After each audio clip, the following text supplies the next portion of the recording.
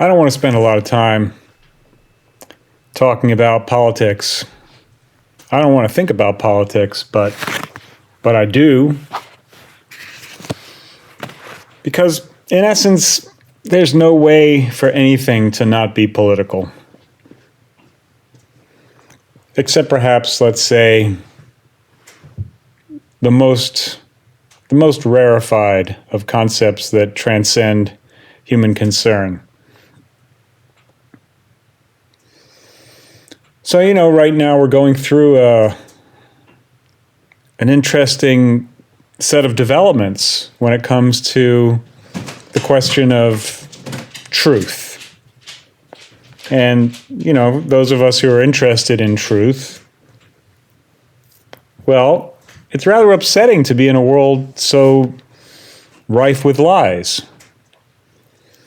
But of course, it does seem that the more you study history, the more you realize that civilization and truth are kind of incompatible. And yet there is a kind of truth to the kinds of lies that need to be told in order for a civilization to work. Although there is, of course, the point where civilizations no longer work. They start to degenerate and erode and collapse.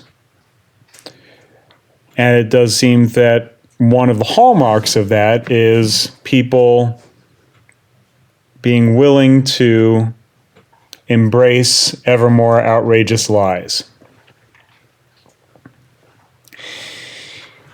And so when you see people who are doing their darndest to tell the truth be the targets of the wrath of various forms of authority, including the government and social media and all of the intelligence agencies that are, in essence, managing both government and technology companies, well, it's a rather refreshing notion that somehow justice might be served and the truth would come out at last. I think in many respects, those of us who have been sickened by the ever-increasing outrageousness of lies, we all cherish the notion that at some point or another the truth will come out and the world will be set right, as naive as that may be. Nevertheless, we have a contender who's walked into the ring, dropped a neat $44 billion in order to inherit a complete shit show. But part of that shit show are the records of what transpired in the prior regime. And so now we're getting to see the inside baseball and what's been happening at Twitter. Well, since they converted from a free speech platform, which was their original intent, under Jack Dorsey, they had an initial policy that was very much in line with what perhaps Elon seems to want to return to, perhaps, but not so clear, not so easy. Things are more complicated now. At any rate, let's not worry about whether or not Elon is going to succeed. It seems very unlikely, but let's just take a look at what's been revealed recently, because I think it's revealing in ways that we don't necessarily consider at first glance. Well, or at least it reveals possibilities that I haven't heard discussed yet, so that's what generally motivates me to start flapping my lips. And here's how it goes. So we have this Hunter Biden thing, this Hunter Biden story. Now, if you're not familiar with it, then get familiar with it, because I'm not going to describe all the details about it. I'm going to refer to a bunch of things that you would find out if you knew about the story. If you don't know about the story, it's not going to make a hell of a lot of sense. So, in essence, this story has had a certain type of trajectory to it, and the initial trajectory was that it was declared a nothing burger by everyone that mattered. So you have the New York Post writing a story about this laptop that has not only extraordinarily embarrassing things about Hunter's private life, but a number of pretty significant nuggets about his corrupt dealings in Ukraine and his father's involvement in these things. And apparently some stuff about China, too, which almost never gets talked about. I still haven't heard the details on that, but every now and then someone mentions it. I'm not going to go diving into all that data, but yeah, apparently there's something about China in there, too, which is also kind of interesting and worth keeping in mind. Nevertheless, initially, this story was declared Russian disinformation by all the fact checkers out there, and it was promptly demoted on all the major platforms. The New York Post's Twitter account was temporarily suspended. And in general, whenever the issue came up in most media outlets, in mainstream media outlets, it was just dismissed as nonsense. Well, it hasn't gone away. And over the course of time, there have been a number of developments before these most recent revelations, the Twitter files that have been coming out over the last few weeks. It was, I think, about 6 months ago, maybe, that the New York Times finally admitted that the laptop was authentic, that it was a real thing, that it actually belonged to Hunter Biden. I don't know if they admitted that there were compromising bits of information on there that led to the president, but they admitted that it was actually Biden's actual laptop, which is kind of significant.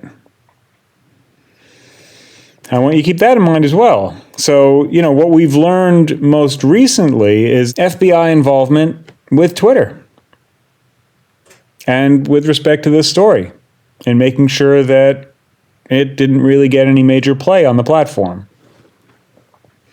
And apparently there was also, in the Twitter files, indications that the FBI was working closely with Facebook as well. Not on this alone, on many, many different things. But let's just focus on this for now. Let's think about what's going on here. So we have back in 2019 a candidate for president whose son has been involved in some rather shady deals in the Ukraine, gets paid a lot of money for them for doing, as far as we can tell, not much of anything except getting access, allowing access, facilitating, there you go, that's the word, facilitating access to his powerful father, former vice president, presidential candidate, and long-term high-powered politician in D.C. from the state of Delaware, which is also kind of interesting because those of you who know what a Delaware corporation is, you could say Delaware is the state most friendly to protecting corporations and those who hold an interest in them from liability. At any rate, the story is squashed. Biden wins the presidency. And all of a sudden, there's a war with Ukraine. What are the chances of that? The guy who has the most corruption directly related to the country is in office when the trigger gets pulled for a major military operation. We've apparently spent something on the order of $100 billion, and we don't know how exactly that money has been spent because they will not allow any accounting of it. We don't even know where the weapons are going. $100 billion. That's more than the entire budget of the annual military budget of Russia.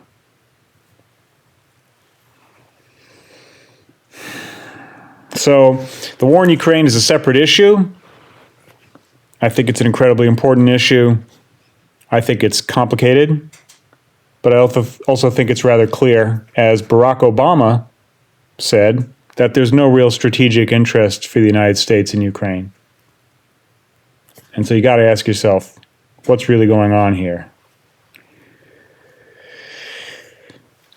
At first glance, when you look at the drama of this kind of a story, you see something that goes along these lines. You see suppression of a story that might have changed the outcome of an election, and that there is this rather disturbing connection between the kind of corruption that's revealed on the Hunter Biden laptop and the war that's presently going on now that we're pouring what little remains of our national treasure into for reasons that are not entirely clear. And so I think a lot of people who've been aware of this story for a while feel a certain amount of urgency that the public would be made aware of this and that people would finally understand that we have a real problem here and that our nation's leader has been fundamentally compromised because of an interest that he has here, something that he would like to hide, something that he doesn't want being brought to the public's attention.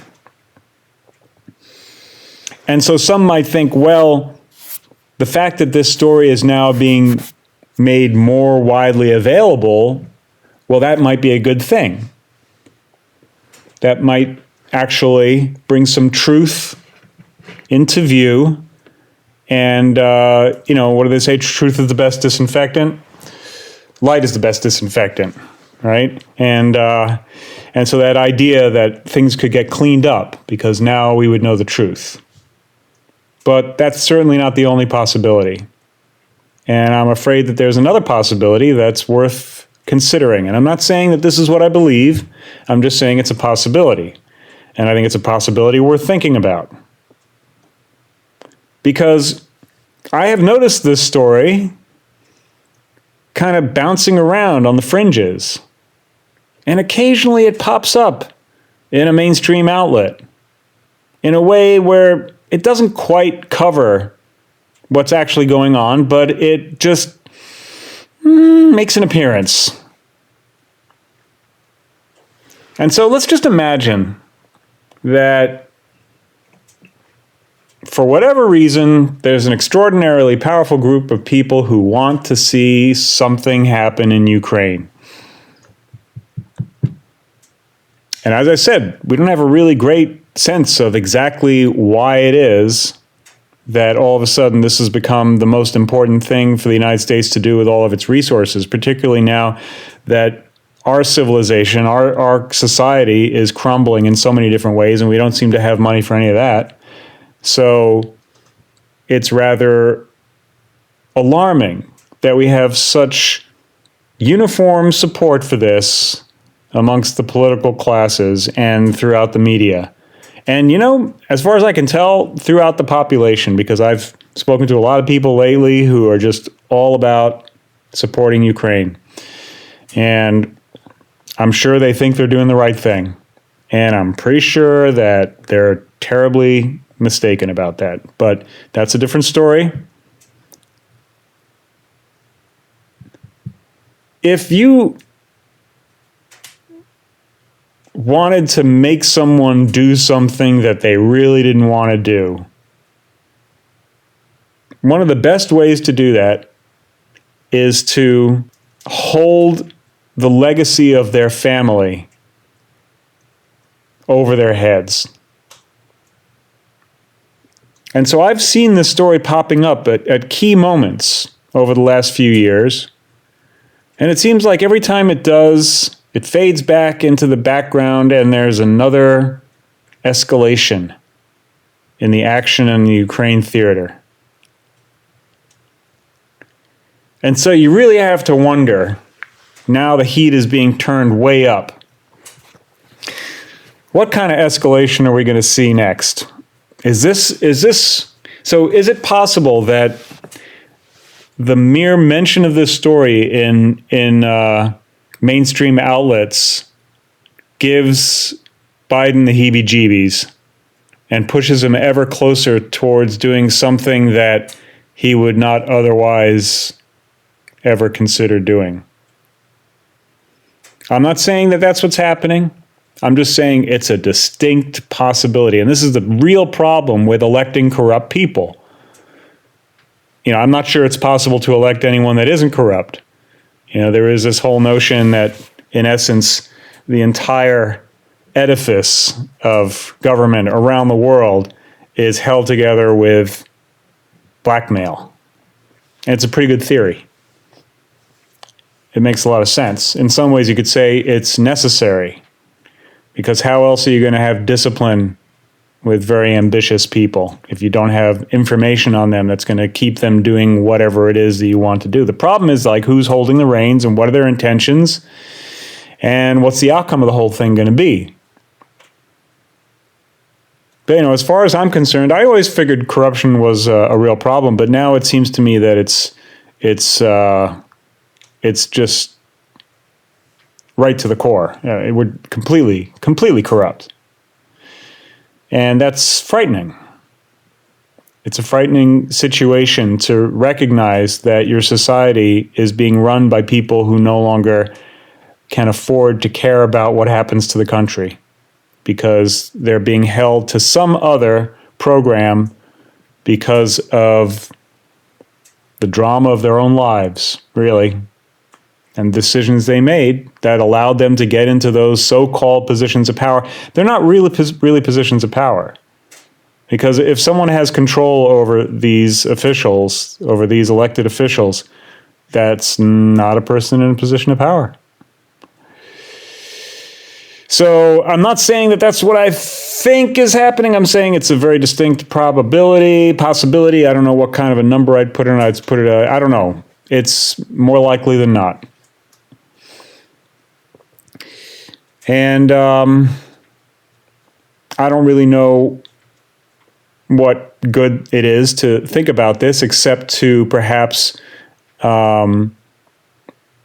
take a step back from being too enthusiastic about what's happening with the Twitter files. I mean, I do still think it's better for the truth to come out ultimately, but I don't know what the consequences will be if this is ultimately being used as a way to corner Biden into making some kind of an escalatory move that he would not otherwise make.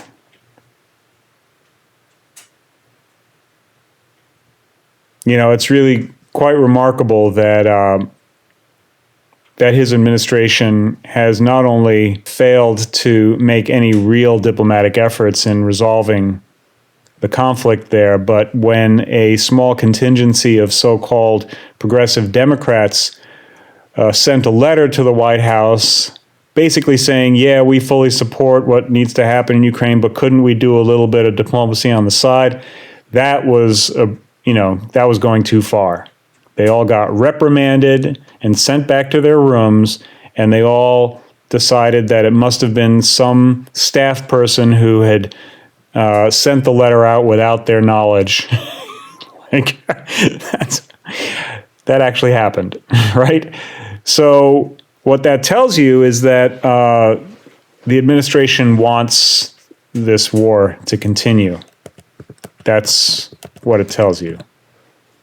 And that shouldn't come as a huge shock to anyone, because, of course, pretty much every administration since every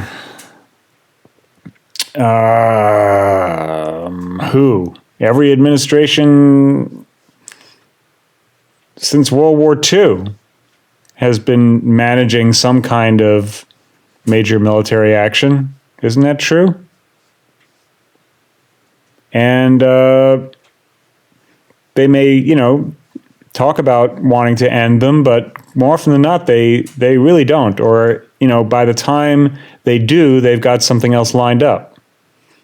So it doesn't strike me as a coincidence that Biden was one of his first moves in office was to get us out of Afghanistan in what I thought was just an unbelievably horrible way. But we did get out of there.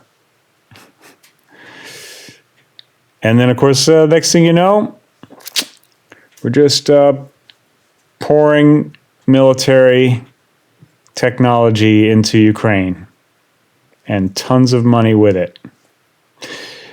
So I don't like the way it smells. I won't be surprised if things escalate way further than people would imagine. And I don't know precisely what that means. But recently they started shipping Patriot missile systems. So that's another indication of escalation. And, unfortunately, the American people have been very complacent about all these wars. On the other hand, we've also made it pretty well known through public opinion polls and some street action that we really don't support these things. But I think it's a relatively anemic,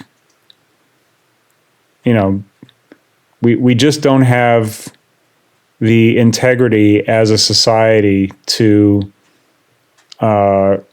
get, basically, I think we know.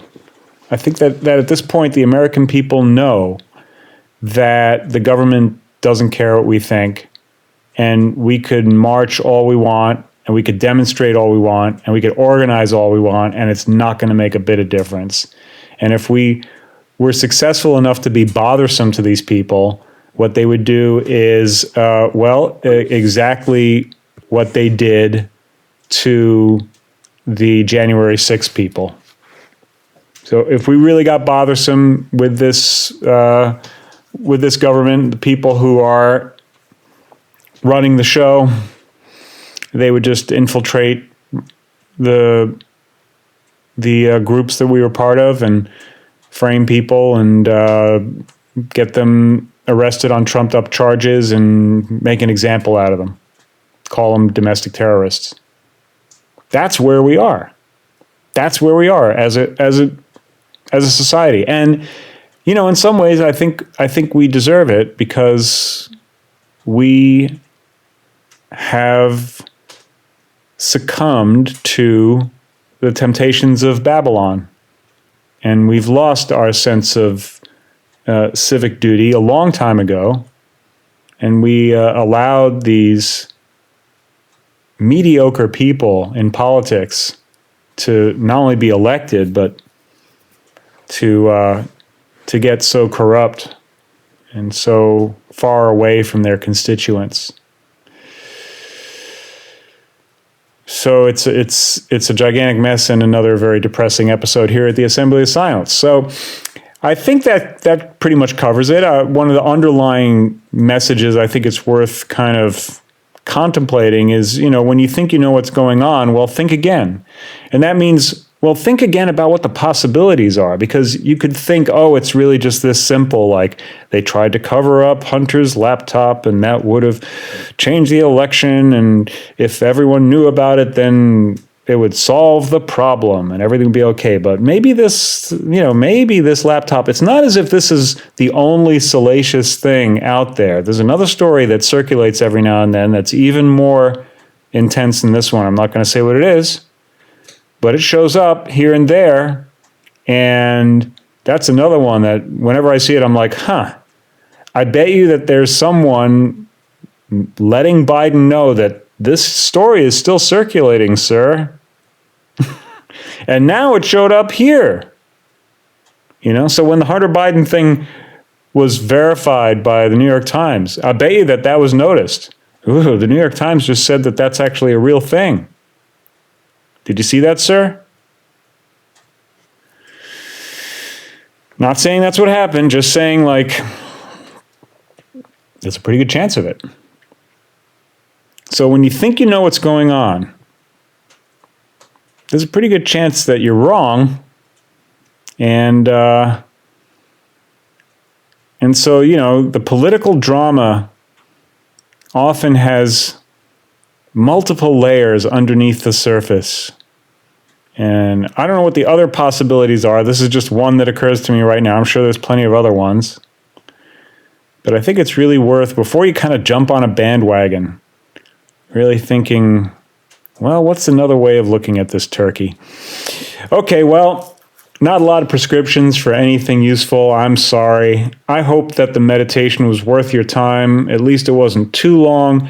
If you think it's interesting and that it might ruffle some feathers of some people whose feathers you'd like to have ruffled, I hope you will send it to them. And if you would like to be made aware of things that get posted by me on a very infrequent basis to, well, not only this podcast, but sometimes I write stuff and sometimes I put stuff up on Taiji Reality about an interesting theory having to do with consciousness and an ancient symbolic system called the Bagua, which is comprised of the trigrams, which make up the I Ching. Well, sometimes I post to that. There's, you never know what might happen. So if you want to find out what might happen and hear about it, then subscribe to my Substack, Taiji Reality, TAIJIREALITY.substack.com. You can also subscribe there, which means that I get a little bit of money from you. Or if you prefer, you can do Patreon. That's patreon.com/Taiji Reality, or you can send me some PayPal at taijireality.gmail.com. What else? That's about it. That's all I'm going to say for now. Maybe I'll have more to say later. I hope you all are faring as well as can be in the midst of this nightmare. And I hope that you take the time to enjoy when you can what there is to enjoy, because God knows how much longer we have to enjoy anything. Sometimes civilizations go into a very dark place. I don't know what it's like for the people in Ukraine now, but I imagine it's pretty terrible. I've got a friend who's got family there. Most of them have left. I imagine that it's gotten pretty dark in many places in Ukraine, and these kinds of things can spread around the world. They have spread around the world. I'm sure that the kind of damage that was done in Afghanistan and Iraq and in Libya and countless other places around the world is something that will be resonating throughout the human soul of everyone who had a connection with the people there for generations to come. And this is why it is a horror and a tragedy and a shame that our nation, which likes to pretend that it's the beacon of hope for the entire world, has spent its energies doing these things to so many people, doing these terrible things to so many people around the world, and at the same time destroying its own people, because people here are suffering too. Maybe not in the same, well, some people are suffering unbelievably badly here, but still probably not as badly as in Syria and Ukraine and you name it, right? But how do you compare these things, right? People living out in the cold on the streets, that's happening here in the United States. That's pretty rough. That's pretty rough. I mean, if bombs were dropping on them, that would be worse, right? It's still it's probably incredibly difficult to get through the night if you're in a cold city without a home. And some people don't make it through the night. All right. Someone's left a comment, and they thought that I sounded like someone they knew, and they were like, "Are you okay, man?" I mean, I'm okay, I guess. But I'm counting my blessings and praying for the best and trying to stay clear-eyed about what's going on. Because if it's going to get bad, I'd rather not be surprised by that fact. I'd rather be prepared for it, at least psychologically and spiritually. I don't know to what extent one can truly materially prepare for these things, but there's a certain amount you can do. At any rate, that's all I've got to say. Until next time, adios.